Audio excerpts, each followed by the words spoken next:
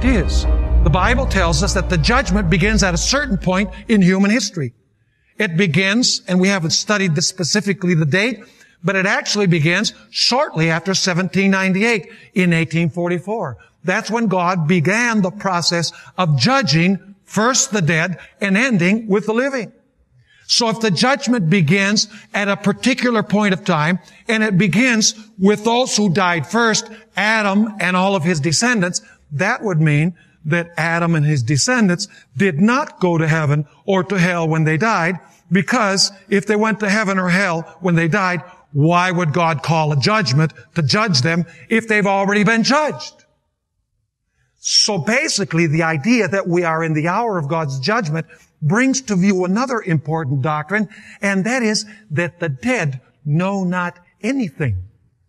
Because the dead are dead until the moment when their name comes up in the judgment and when they're finally rewarded when Jesus comes. In other words, when a person dies, they don't receive the reward. When a person dies, they go to the grave. Then in heaven, they are judged. And eventually, based on what is done in the judgment, they receive life or death when Jesus comes.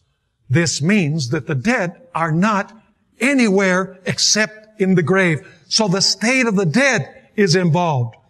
Basically, the first angel's message tells us that the dead are in the grave until Jesus comes. So there's no such thing as the immortality of the soul. So you would have to find a people in the world who are teaching that now we are in the hour of God's judgment.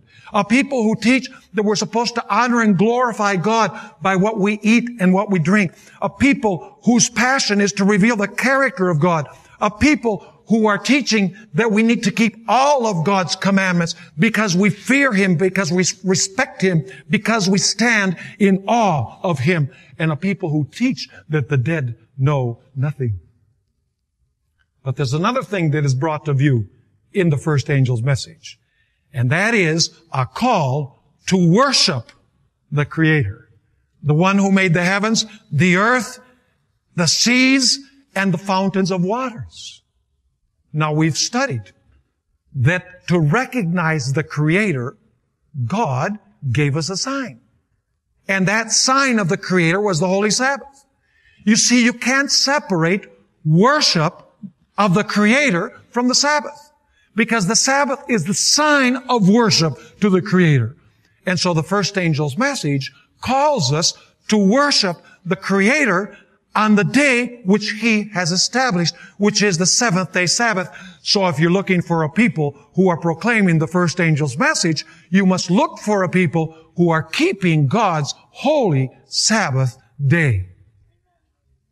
Let me ask you, does the first angel's message identify God's remnant people on this earth? It most certainly does. They are people who have a deep respect and awe for God, and they keep His commandments.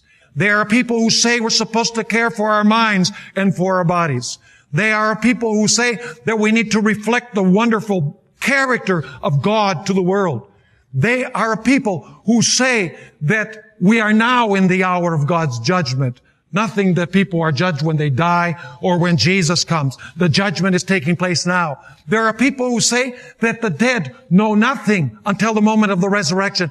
There are people who teach that we're supposed to keep the Sabbath in honor of the Creator.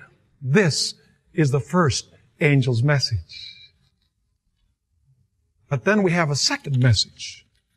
The second angel's message. The second angel's message actually speaks about Babylon. And Babylon is the opposite of the first angel's message.